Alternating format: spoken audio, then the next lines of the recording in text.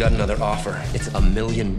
It's to attend a wealthy gentleman's birthday party. I would never do that. It's the easiest gig ever. You play yourself. I'm Nick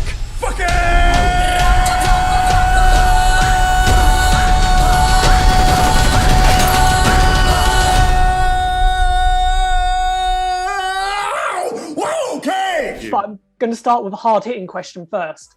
Do you agree with fictional Nick Cage about Paddington 2?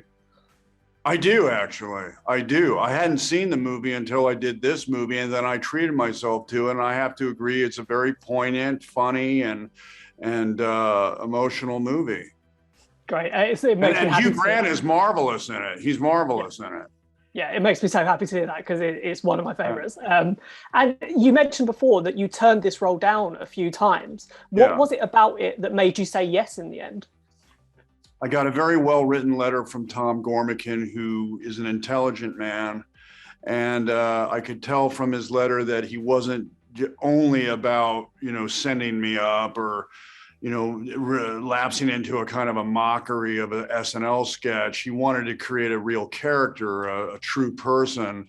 And so I started to believe that, maybe this is worth taking the jump.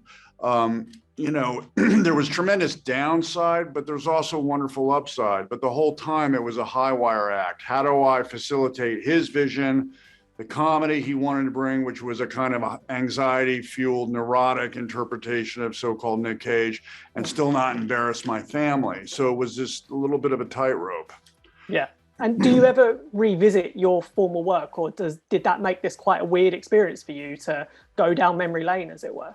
I try not to. I do think all my characters in movies, whether the movie worked or didn't work, are my babies. They are my children, and I care about them. And I do think it's important to view the film at least once to let it out into the world as a kind of baptism.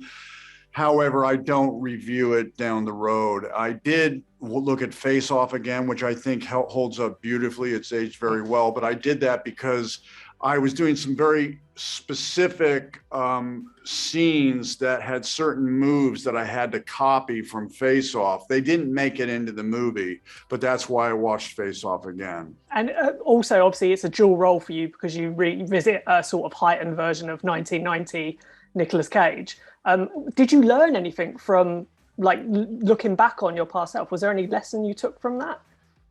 Yeah, I think so.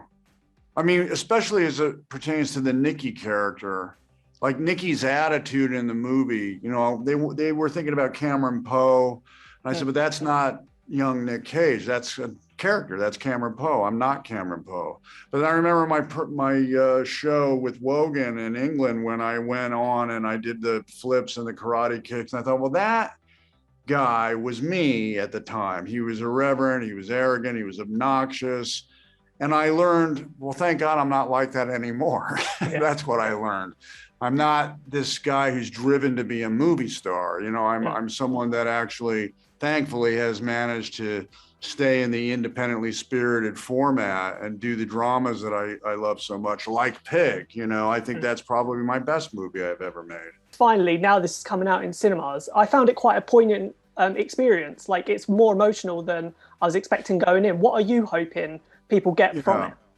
I think that's a good observation that you just made. I'm glad you pointed it out because when I saw the movie, I was laughing with everybody else, but I also went home going, wow, Nick Cage is really pretty soft, and I guess I am. I guess I am soft when it comes to family. And I do have, I get verklempt all the time thinking about things, what can go wrong and worry and what have you.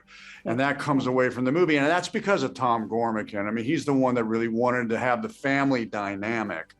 By the way, Lily Sheen is brilliant in the movie as my daughter. That family dynamic have some heartstrings because everything else doesn't work if it doesn't have that. I'm glad he kept it in that zone.